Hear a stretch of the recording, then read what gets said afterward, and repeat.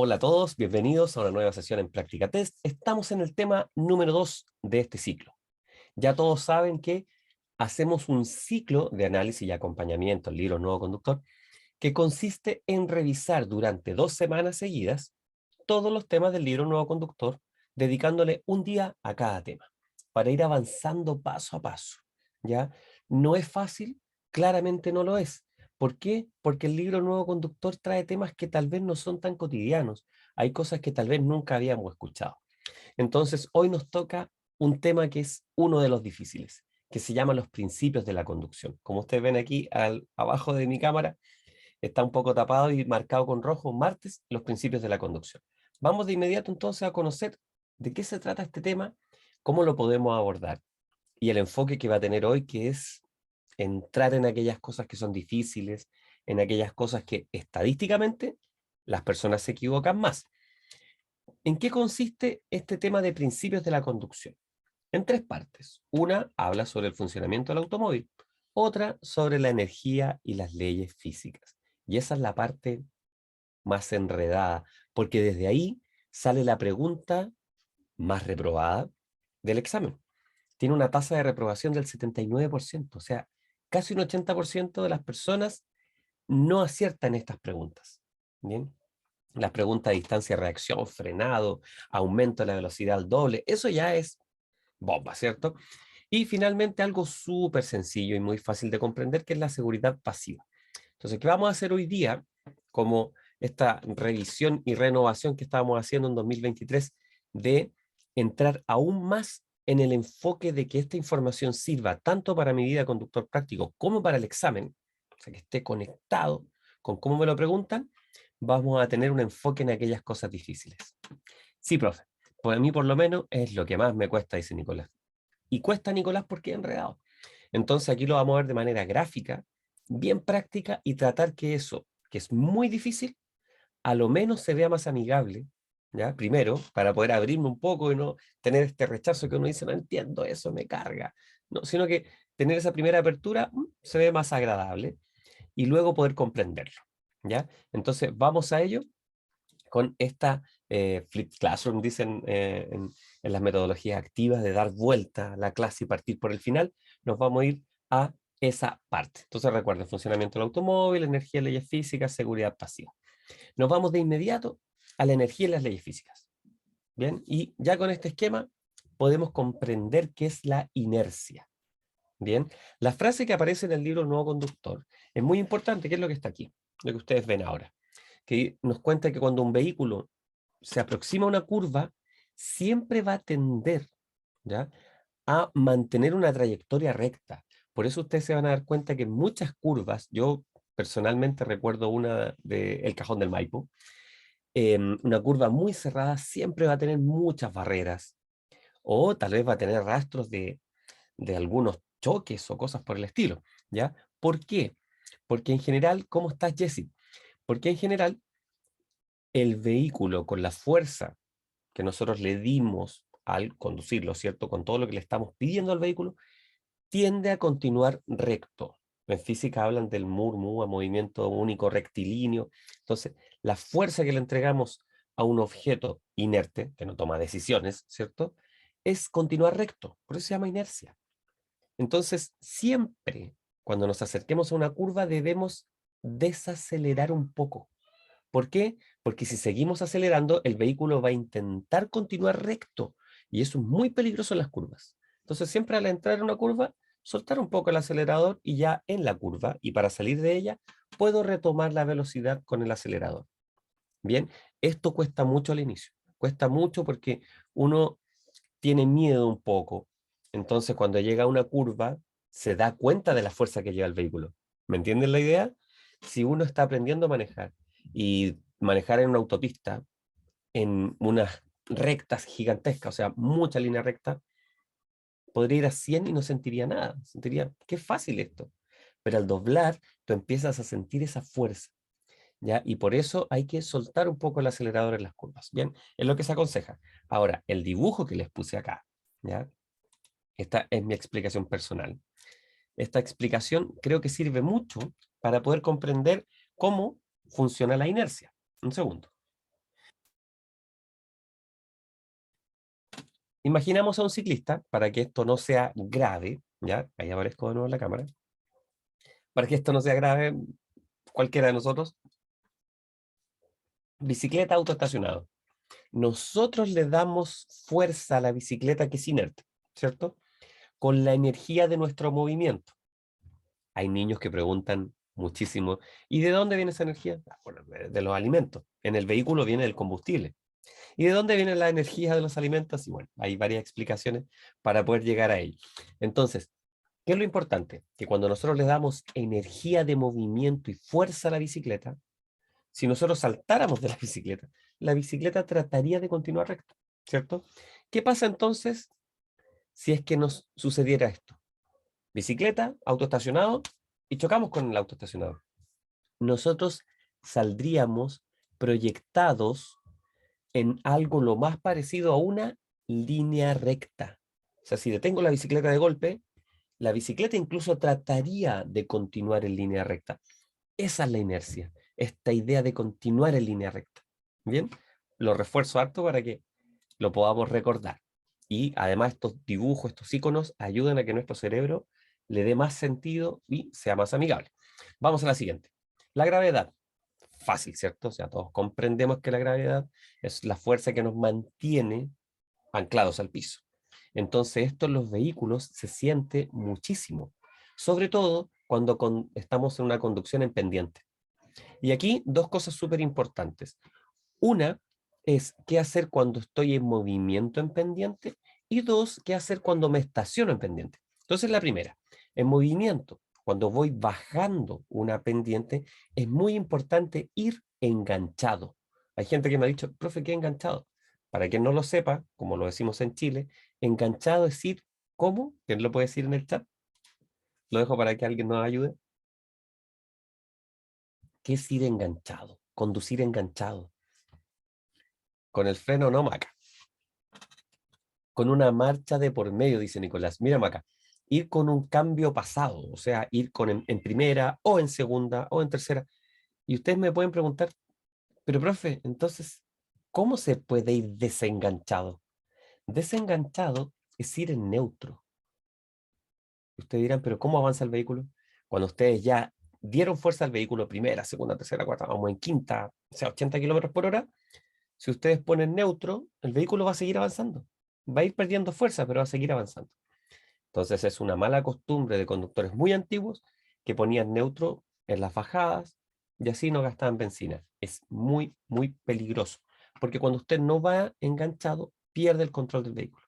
¿Y de qué sirve ir enganchado? De que el vehículo va más frenado. Entonces así yo no gasto los frenos y no hago que se calienten los frenos, ¿ya? Lo que podría hacer que falle.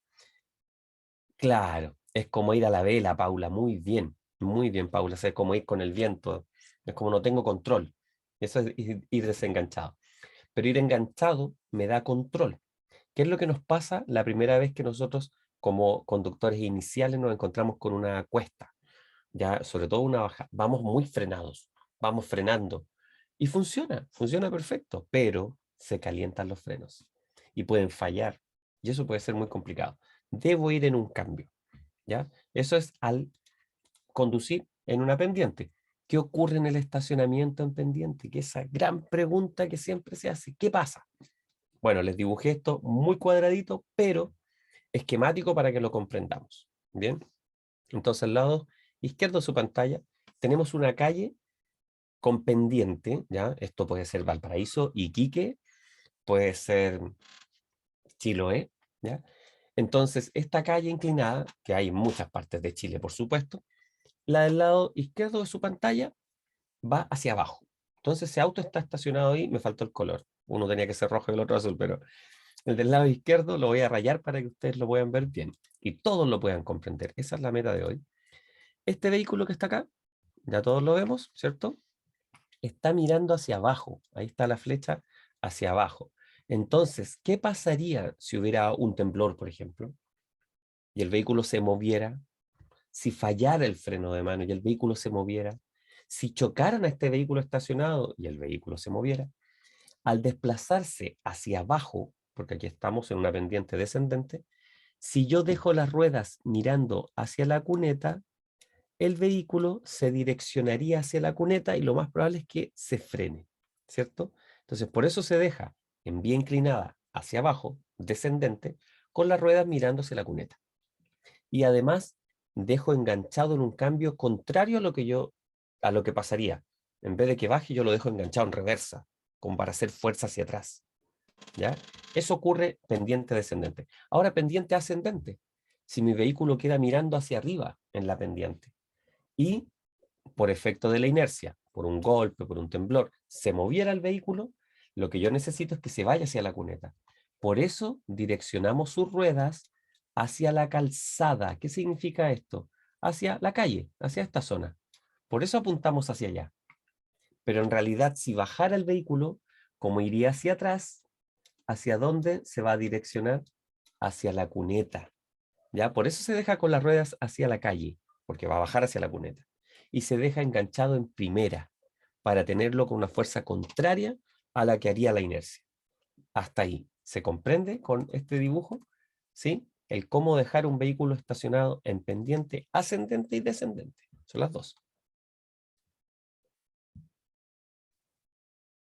Perfecto, Álvaro, totalmente. Me gustó tu respuesta, Álvaro. Sí, totalmente, dice Maca, Milenka también. Bien, esa es la idea, que podamos ir avanzando con estas cosas que hemos visto escritas, pero que no son muy amigables, que en realidad no nos ayudan mucho. ¿Ya? Vamos, Laura, entonces. Muchas gracias, nos dice Laura ahí. Vamos ahora a esta parte difícil, a esta pregunta que yo les digo, yo digo la pregunta, pero en realidad es pregunta de distancia de reacción, de tensión y frenado, ¿ya? Viene este tema de las leyes físicas. Pero antes, veamos la pregunta a Paula Alarcón porque puede ser del tema anterior.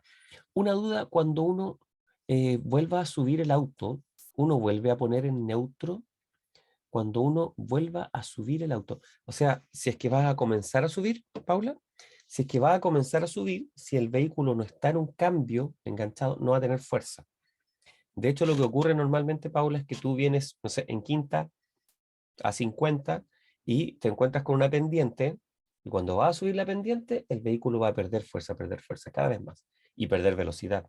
Por eso tienes que pasar cambios más bajos. De hecho, si va en 50 en quinta, es probable que perdiendo la fuerza, ya después tengas que enganchar en tercera. Y si estás detenida y recién vas a empezar a subir, eso se hace en primera, la mayoría de las veces. Exactamente, Paula. Uno baja el cambio para la fuerza. Ustedes se van a encontrar, yo creo, con muchas personas, lo digo con cariño, antiguas, nuestros padres, nuestros abuelos, que dicen, no, ponle directa, dicen ellos, ¿ya? O ponle fuerza. ¿Cuál es la fuerza? La primera tiene fuerza. Y la segunda no tanto, la primera y la tercera. Siempre les van a decir ese tipo de cosas. Pero en primera uno sube cuando está detenido. Y cuando uno ya está avanzando, por ejemplo, si hace un recorrido, no sé, con varias cuestas, es probable que en tercera suba bien si ya lleva una velocidad. Bien, vamos entonces a esta famosa distancia de reacción. ¿Qué es esto? ¿Cómo funciona? ¿Cómo se calcula? Les aviso ya de que la distancia de reacción no es difícil, ¿ya? Y nos preguntamos, ¿quién reacciona al frenar? ¿La persona o el auto? Ya hablamos de la inercia, que era de objetos inanimados, ¿cierto? Entonces, obviamente, quien reacciona, Milenka nos dice, la persona, nosotros reaccionamos, ¿cierto? Entonces, de inmediato, esa relación en nuestro cerebro, Maca, Laura, va a hacer que cuando nos digan, ¿cuál es la distancia de reacción? Nuestra cabeza de inmediato dice, conductor, conductor. O sea, esto es conductor. Esa es la distancia de reacción. ¿Y qué pasa con el conductor? Cuando ve algo y tiene que reaccionar por una emergencia. Aquí está, el conductor reacciona, tenemos nuestro autito, ahí va el conductor y miren lo que ocurre. Imaginemos que un peatón cruzó un lugar no habilitado o hizo un descenso a la calzada de manera sorpresiva, ¿cierto, Maca? Frena. Pero para frenar ocurre algo antes de frenar, Macarena.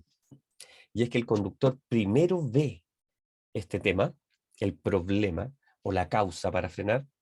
Luego, después de ver, esto es súper rápido, ¿ya? Piensa y decide frenar.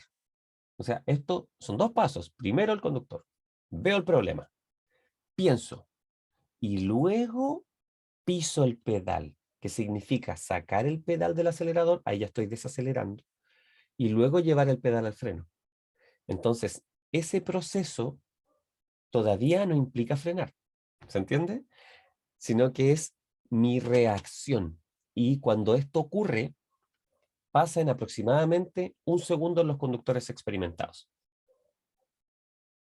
Todo eso que ustedes están viendo ahí ocurre en un segundo. Bien, Lucía, esto es súper importante, porque ese segundo nos va a ayudar a calcular la distancia de un vehículo a distintas velocidades. En un segundo. ¿Cuánto recorre en un segundo? Un segundo. Eso es más o menos lo que uno se demora en ver, pensar y pisar el pedal para poder frenar por una emergencia, ¿cierto? Ahí está. Ver, pensar, pisar el pedal, igual un segundo. Creo que quedó aquí, ahí, al lado de la cámara, ¿cierto? Entonces, si el conductor reacciona en un segundo, ¿cómo se calcula? En el libro Nuevo Conductor está dicho cómo se hace, de forma estandarizada, y es lo que nos sirve para el examen, ¿bien? Imaginemos que vamos a 50 kilómetros por hora. Para poder calcular esta distancia que el vehículo avanzó mientras yo miré, pensé y pisé el pedal, cuando iba a 50 kilómetros por hora, se hace el siguiente ejercicio.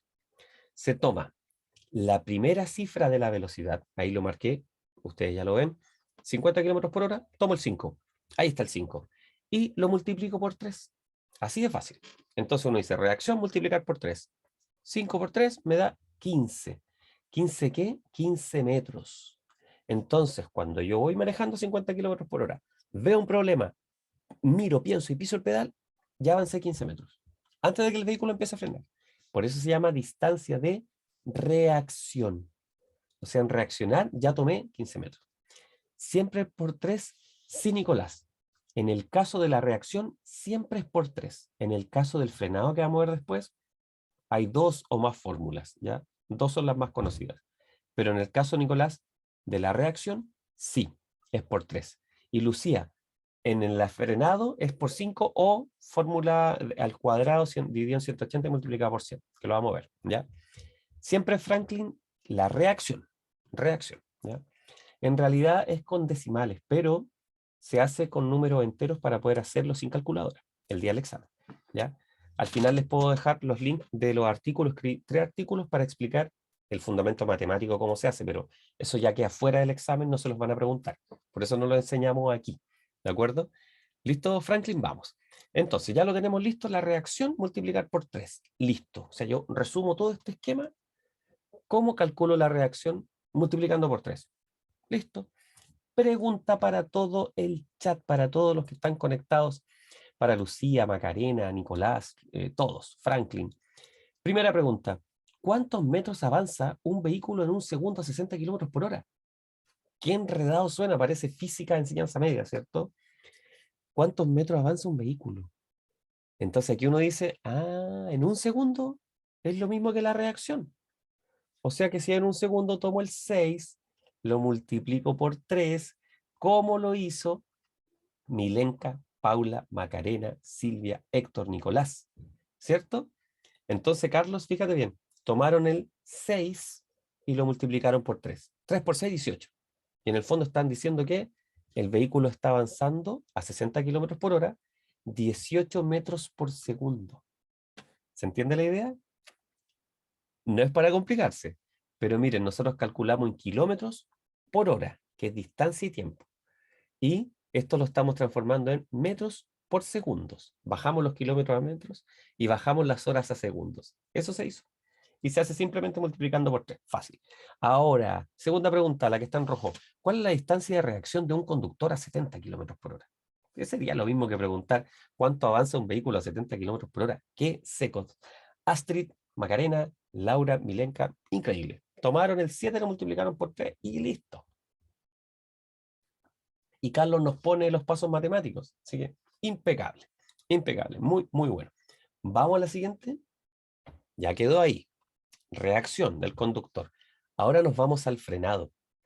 Después de que nosotros vimos un problema, pensamos y pisamos el pedal, el vehículo empieza a frenar. Ahí empieza realmente a frenar el vehículo. Ahí el vehículo es inanimado, inerte, pero ahí el vehículo se enteró que, había que frenar.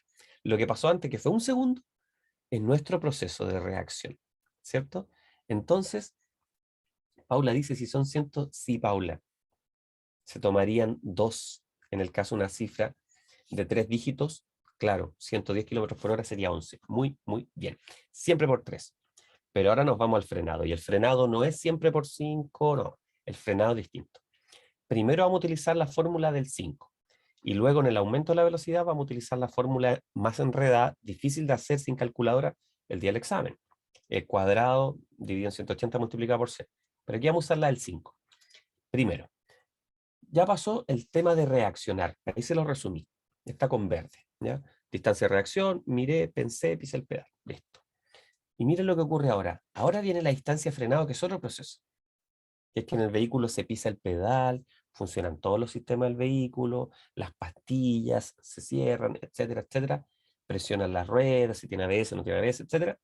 Y las ruedas finalmente dejan de girar. ¿Ya? Cuando dejan de girar por completo, terminó el proceso de frenado. Bien, esto varía, por supuesto, según el estado de los neumáticos, el estado de la calzada.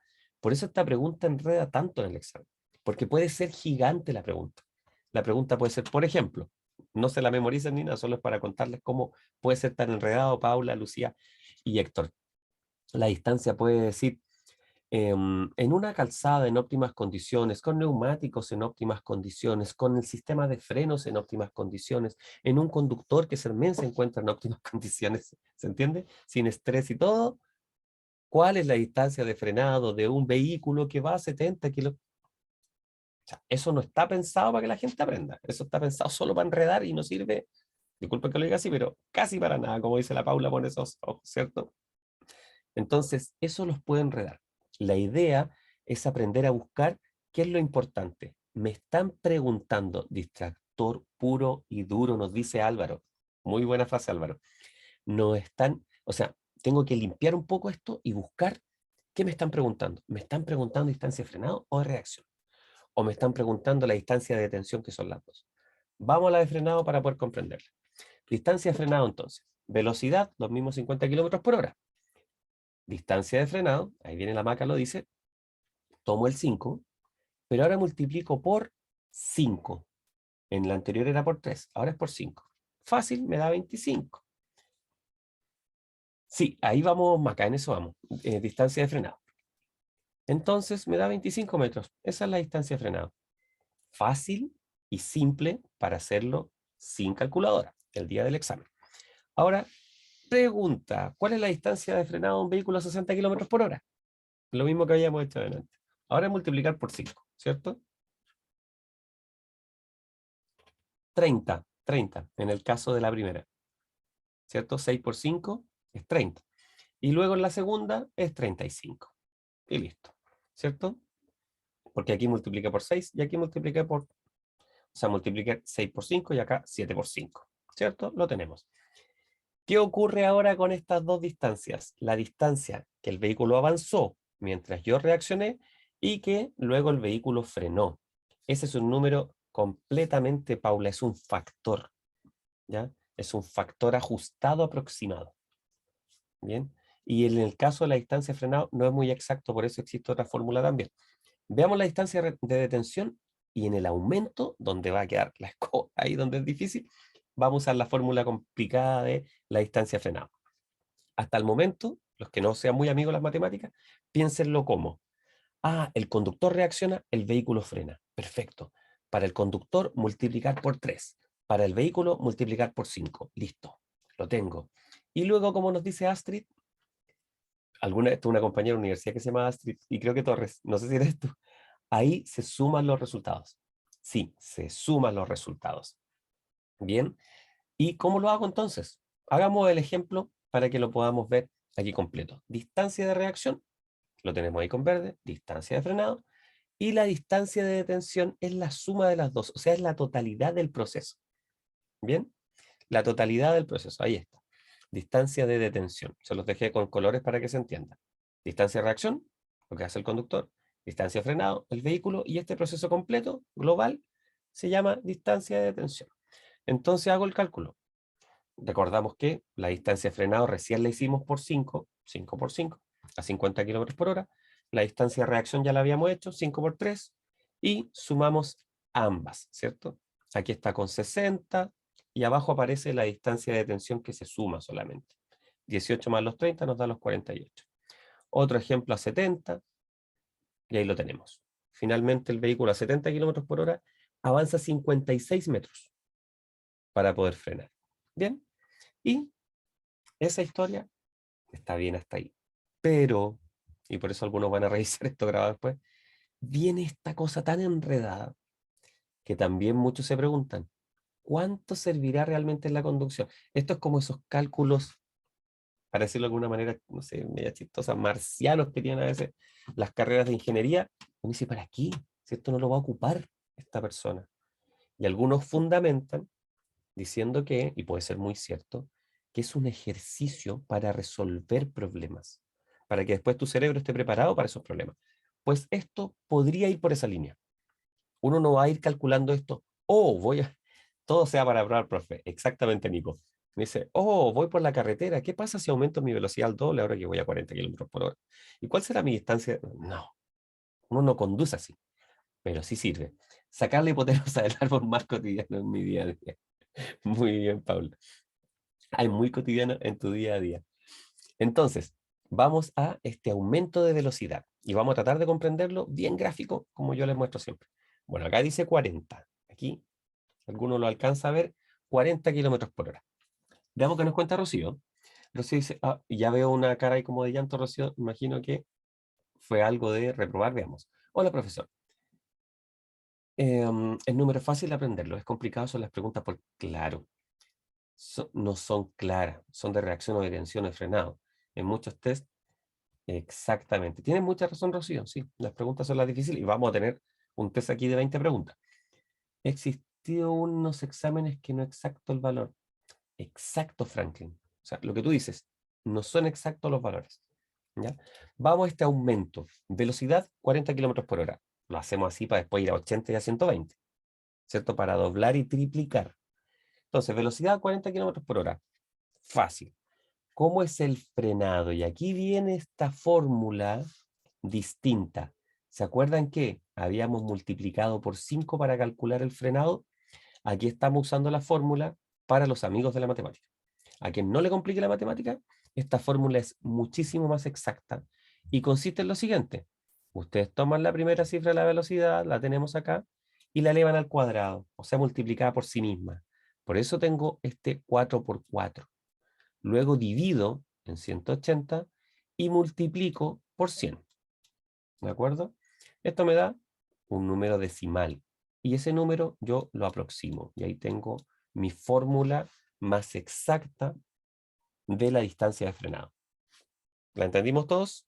Es elevar al cuadrado, dividir en 180, multiplicar por 100. Son 3 pasos. Muy difícil de hacer para quien no sea amigo de las matemáticas, ¿cierto? Pero aquí lo tenemos para explicar bien este aumento. Distancia de frenado, 9 metros. Luego, distancia de reacción, fácil, siempre por 3. 4 por 3, 12. Listo. Entonces mi distancia de detención va a ser 21 metros. Lo tenemos resuelto a 40 kilómetros por hora. Veamos qué pasa a 80. Y lo mismo, vamos a tener el mismo cálculo y nos va a dar 60 metros. ¿Ya? Esto no se preocupe. A 120, la misma historia, el mismo cálculo, pero a 120. Pero ahora viene lo complicado. ¿Qué pasa con el aumento? Y esto se los pueden preguntar en el examen incluso. ¿Cuál es el aumento? ¿Ya? ¿Cuál es el aumento de la velocidad cuando la multiplicamos por el doble y se enreda? Vamos por partes. La distancia de frenado, no la de reacción, no la de detención, la de frenado. ¿Quién frena? Para entenderlo nosotros. El auto, el vehículo. ¿Cierto? Después de que nosotros pisamos el pedal. Nosotros frenamos al hacer eso, pero el vehículo es el que completa todo el proceso. Entonces la distancia de frenado crece con el cuadrado del aumento de la velocidad. ¿Qué significa esto? Fíjense bien, que si aumento la velocidad al doble, me refiero a 4 veces. ¿Por qué? Porque al cuadrado. 2 elevado a 2 es 4. Entonces cuando digan al doble, en distancia de frenado es 4. Al triple, y aquí está, la distancia de frenado aumenta 4 veces. Bien, Lucía. Y si se triplica, es 3 elevado a 3, 9. Entonces, 9 veces, así de exagerado, ¿ya? Sí, sí, Paula, ¿sí? Quintuplicar sería 5 elevado a 5, sí. Está muy bien. Entonces, ya visto eso, lo tenemos ahí. Después en la grabación, cuando la revisen, van a poder sacarle un pantallazo, print pantalla, como ustedes quieran. Fíjense bien qué ocurre ahora. La distancia de reacción siempre es fácil, siempre multiplico por 3. Si la quiero llevar al doble, la multiplico por 2. Si la quiero llevar al triple, la multiplico por 3. Pero la de frenado es 4 y 9. ¿Recuerdan? Al cuadrado y al cubo. Esto es lo que ocurre, ahí está la tabla. Veámoslo entonces con velocidades. Más fácil. A 40 kilómetros por hora, el frenado era 9. Para llevarlo a 80, tendría que multiplicar 9 por 4, porque es duplicar la velocidad, o sea, me da 36. Y para llevarlo a 120, tendría que multiplicarlo por 9. ¿Qué es lo que quiere decir esto? Que mi distancia de frenado a 40 kilómetros por hora, que era 9 metros, si yo voy a 120 es 81 metros. Necesito mucho más espacio. Entonces, para poder comprenderlo, es a mayor velocidad, mayor distancia de frenado. Bien, lógicamente. Ahí está la reacción, el doble, el triple. Y tenemos la detención. ¿De acuerdo? Entonces recordemos. Está el reminder. Frenado para duplicar por 4, para triplicar por 9. No preguntan más que eso en el examen, no deberían. La reacción, simple. Simple. Si queremos doblar la velocidad, doblamos la reacción. Triplicarla, triplicamos. ¿Ya? Doble y triple. Ahí está el aumento de estas velocidades. Enredado lo es, ¿ya? Pero va a quedar la grabación para que lo puedan revisar. Damos un salto a la seguridad pasiva. Otro tema. Sin cálculos. Más simple. Solo tiene una estadística. Bien. La seguridad pasiva o primaria, porque en otros países le dicen también primaria, y la seguridad activa, ¿ya? O primaria, esta es la secundaria, por eso es pasiva. ¿De qué se trata? Primero, seguridad activa, lo contrario de esto, es lo que evita un accidente, evita un golpe, evita. Como por ejemplo, los frenos. Los frenos evitan que yo choque. Yo freno, no choco, así como bien concreto. Pero la seguridad pasiva lo que hace es que minimiza las consecuencias de un choque, de un impacto, etcétera. Bien, entonces yo lo ocupo por precaución. Y ustedes dirían, ah, profe, son tan exagerados con el cinturón de seguridad y el apoyacabezas, ¿cómo me van a pasar un parte por eso? ¿Ya? O algunas personas que consideran que aquí Chile es más exigente que otros países y te sacan un parte por ir sin cinturón. En mi país nadie anda con cinturón. Claro, y el cinturón no te salva del accidente. Si alguien te va a chocar, te va a chocar igual. Claro, pero lo que hace el cinturón es que minimiza las consecuencias de algo que ya ocurre. ¿Se entiende? Ahora, en complemento, estos tres funcionan muy bien porque juntos ayudan a minimizar las posibilidades de lesiones fatales, especialmente el cinturón de seguridad con el airbag. Entonces, cinturón de seguridad, eso lucía muy bien. Junto con airbag, pueden reducir estas probabilidades de lesiones mortales en cuánto? En un 20%. Eso es súper claro porque se los pueden preguntar directamente.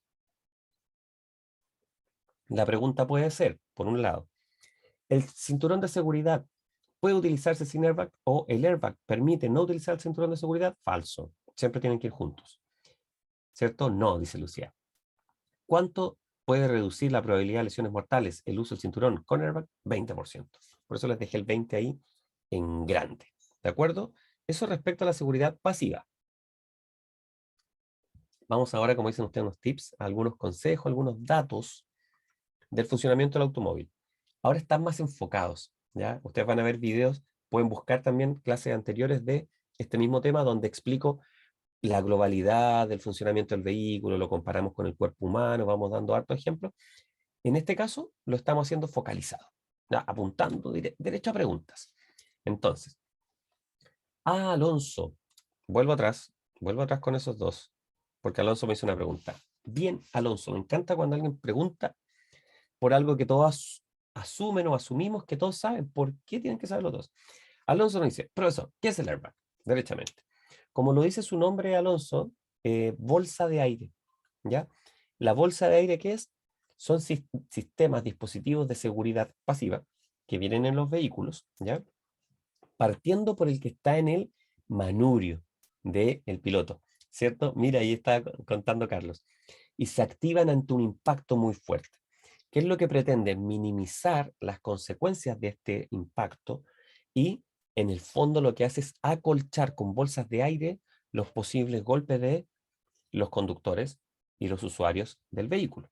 Entonces existen estos que están en el manubrio, también hay en el copiloto, existen de cortinas y existen unos que salen de detrás de los asientos. Entonces un vehículo muy equipado va a tener todos estos airbags y en un choque a muy alta velocidad o con un impacto muy fuerte, se deberían encender todos y tiene menos impacto y las lesiones son mucho menores en una persona. Puede ser una gran diferencia entre la vida y la muerte en el caso de un vehículo con airbag o sin airbag, ¿ya? Pero funciona con el uso del cinturón de seguridad, ¿ya? No es que por tener airbag no se usa el cinturón, ¿de acuerdo? Ahora sí, vamos a lo otro.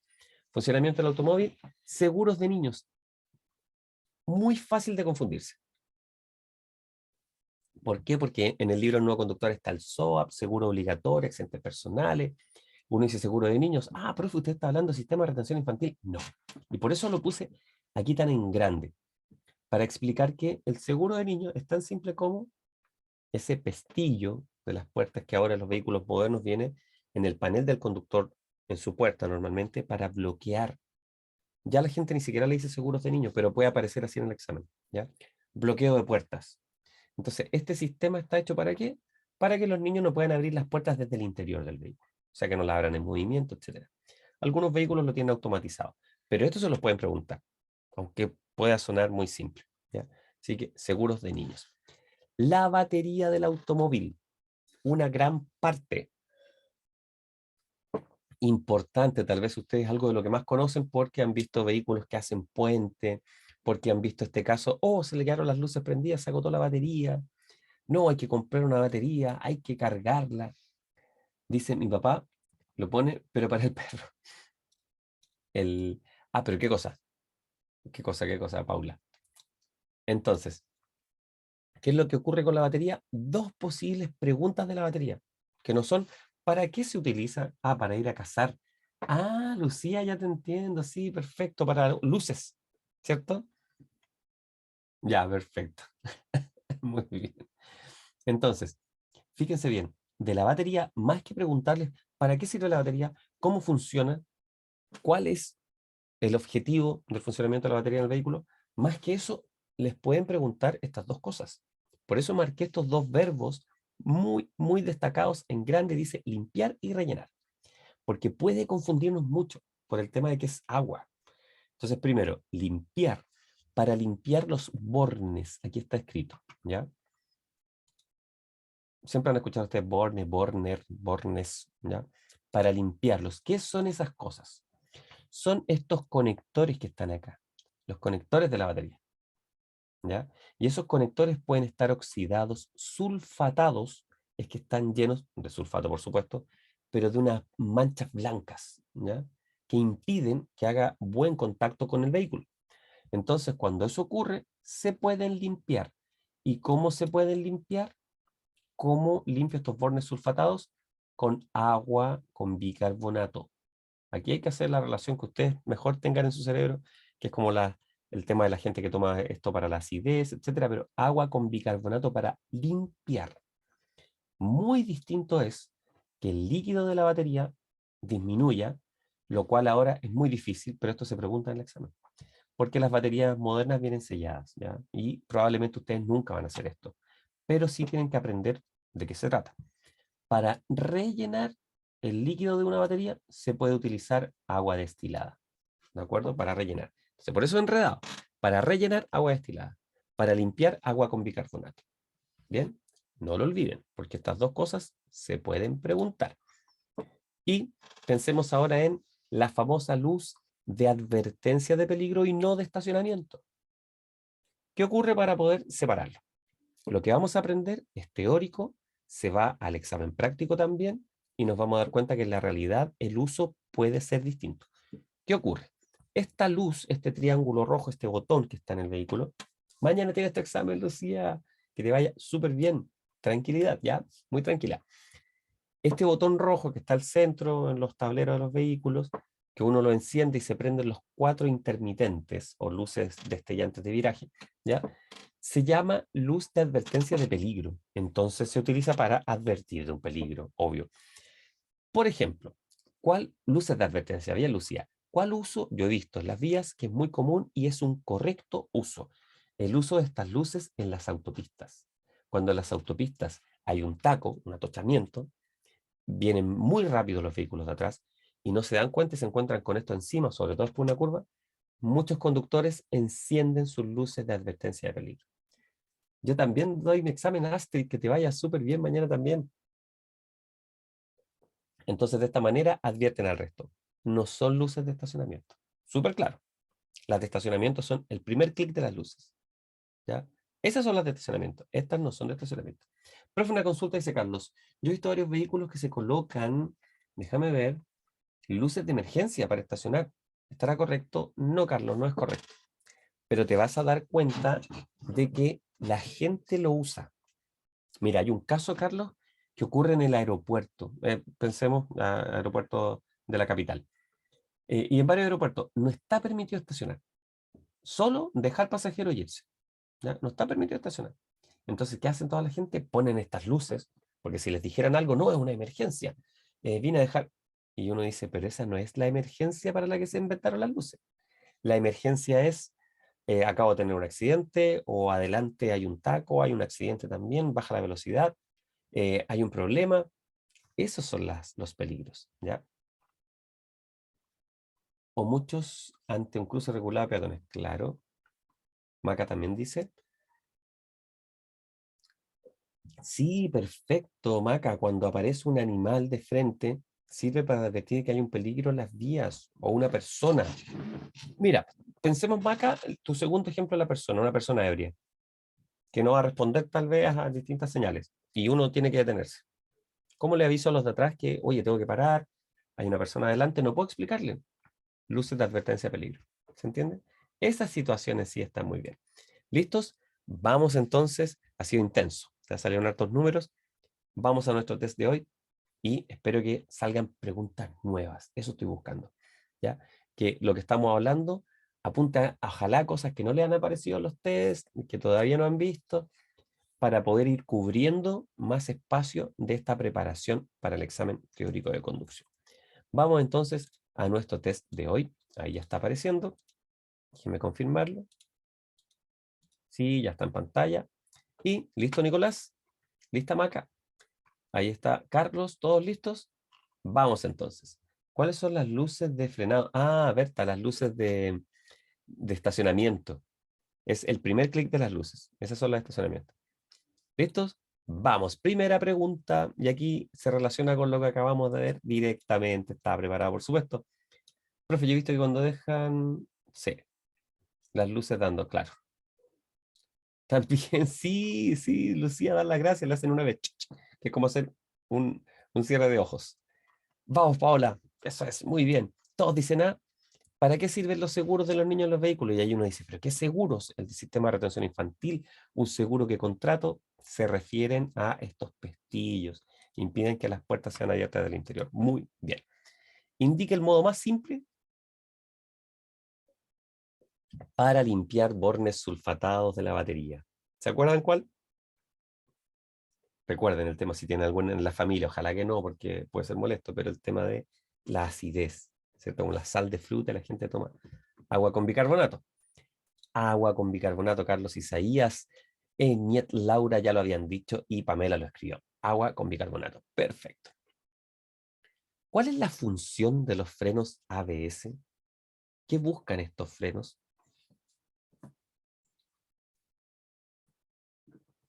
Milenka, Nicolás, Pamela dicen A. O sea que la idea de estos frenos es evitar que las ruedas se bloqueen cuando se frena. O sea, es un sistema antibloqueo. Muy bien. Siguiente, al aumentar al doble la velocidad, la energía de movimiento, ¿cuántas veces aumenta? Cuando decimos al doble, ¿se acuerdan? 2 elevado a 2. ¿Cuánto aumenta? Pamela, Macarena, Carlos, Paula, están diciendo 4. Muy bien. Mientras conduce, Lo más apropiado y seguro es mirar regularmente por los espejos retrovisores. ¿Cada cuánto? Cuando a alguien le toca la bocina, por ejemplo. Cada 5 minutos o más. Solo si desea cambiar de pista. D, dicen ustedes, varias veces en un minuto. 6. Cuando un conductor toma una curva, ¿cuál de estas opciones no influye en la fuerza centrífuga? La fuerza centrífuga es la fuerza que nos empuja hacia afuera. Va conectada con la inercia que trata de ir recto. Esta nos empuja hacia afuera. Y ustedes dicen que la A, Astrid, Álvaro, Nicolás, o sea que el viento no influye en esa fuerza porque está dentro del vehículo, ¿cierto? Que empuja hacia afuera. En cambio, el radio de la curva, el dibujo de la curva, sí, y la velocidad del vehículo, por supuesto. Ya, miren esto que enredado lo que habíamos conversado. Fíjense cómo se pregunta para algo que es mucho más simple. ¿Cómo puede usted estimar, no ponen calcular, en forma aproximada la distancia en metros que recorre su vehículo en un segundo? Uno lo podría simplificar. ¿Cuánto recorre un vehículo en un segundo? ¿Cómo lo calculo? Y ahí ustedes ven este cálculo. ¿Por 3, por 5 o por 8? Ahí está la clave. ¿Qué creen ustedes? ¿Multiplicando por 3, por 5 o por 8? Martina, Astrid, Eniet dicen multiplicando por 3, la primera cifra de la velocidad. 3, 3, 3. Ahí está. Ángela, Héctor también. La posición correcta de las manos sobre el volante es como una hora de reloj análogo, para el que no lo sepa. ¿Ya? ¿Cuál puede ser la posición correcta?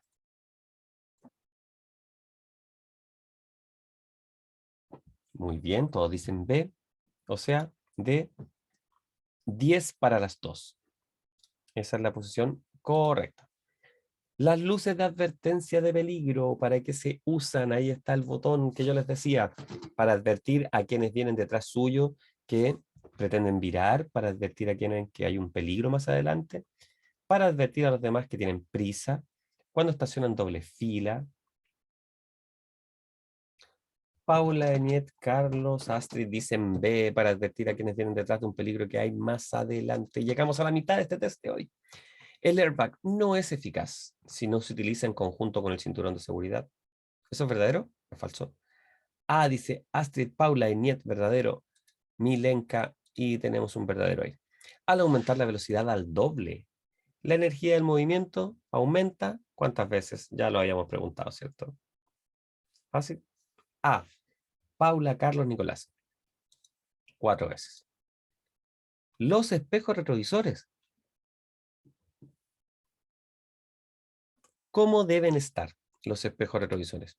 Deben estar cóncavos, siempre con la patente del vehículo, mirando hacia el piso, o simplemente, como dice Macarena, Héctor y Martina, con Paola, Pamela y Lucía, ajustados adecuadamente. Simplemente eso, no tiene algo tan difícil. El color de las luces que proyecten hacia adelante los vehículos deben ser, ¿cómo pueden ser esas luces? Rojas, naranjas. Dice María José. Con Carla, ahí está. Blancas o amarillas. Así deben ser, ¿cierto? Todos ustedes dicen. 14. Los frenos ABS en una frenada de emergencia. Aquí, cuidado. Dijimos que los frenos ABS procuran que no se bloqueen los frenos. Procuran que se mantenga la adherencia en la calzada. Pero en ningún caso buscan que frenemos en menos distancia. ¿Cierto? Por eso ya Carlos, María José, Rocío, Paula están poniendo que aumenta la distancia de frenado con los frenos ABS. Bien. Vamos a la siguiente. Si sube la temperatura del motor, ello puede ser consecuencia de... ¿Qué puede hacer que suba la temperatura del motor? Exceso al nivel de agua, filtro de aire tapado o una falla en la bomba de agua.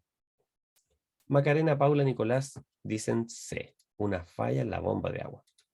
16. Ahí tenemos un manubrio con un airbag que ya fue accionado. ¿Cuál afirmación es correcta en relación a la eficiencia del airbag? Y aquí están los porcentajes que vimos, ¿se acuerdan?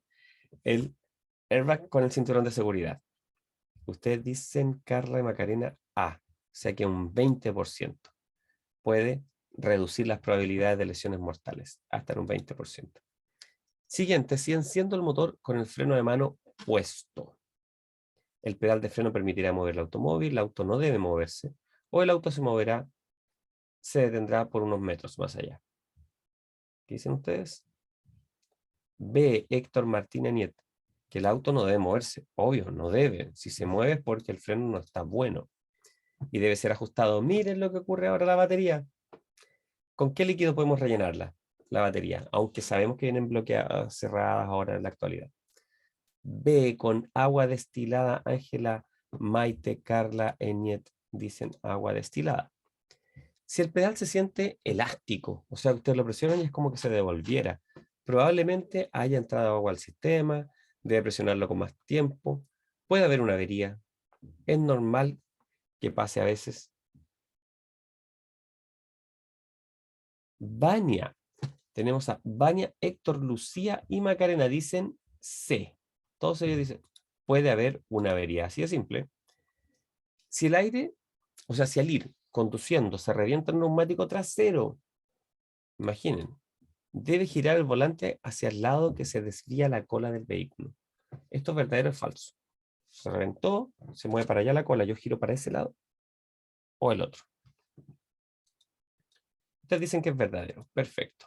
¿Tendremos todo bueno hoy? Sí. ¡Wow! ¡Qué increíble! Segunda batalla de la semana y tenemos todo correcto. Estoy sorprendido. Me parece muy, muy bueno. Así que quien iba a dar el examen mañana, vaya con mayor tranquilidad. Porque miren lo que hemos logrado. Ya llevamos 40 preguntas, ayer y hoy 20 cada día. Sí, por supuesto, Nicolás. ¿Lo pudiste hacer el otro? Mira, aquí lo copio. Es tan simple como eso. Y yo se los dejo en el chat. ¿Ustedes lo copian? Sí, bien, perfecto, Nico. Y después pueden iniciar sesión y ahí lo abren. Milenka, profe, qué bien. Oh, gracias, muchas gracias, Milenka. Yo también te deseo lo mejor a ti, que te vaya excelente en el examen. Y algo, hay que tener claro si Milenka anda con toda tu positividad, súper bien, pero si llega a reprobar, no te preocupes. Muchas de las personas que están en la calle ahora manejando no dice cuántas veces reprobar. Y sabemos que la mitad de las personas reprueba la primera vez, así que anda con tranquilidad, que te vaya súper, súper bien. Éxito, como dice Laura, también éxito para usted. Muchas gracias, Astrid. Muchas gracias. Perfecto. Bien, Paula. Y queda grabada, así que después la pueden revisar. Yo mañana, perfecto, aprobando. Ojalá que te vaya bien, Lucía. Nos cuentas, ¿ya? Que estén bien. Cuídense mucho. Nos conectamos mañana a las 11. Que les vaya súper, súper bien. Chao, Nico. Chao, Pame. Chao, Rocío. Que estés bien. Chao, Maca. Que estés bien también. Cuídate. Chao, Paola. Chao, Silvia. Nos vemos mañana. Que estén muy bien. Chao, chao. Cuídense mucho.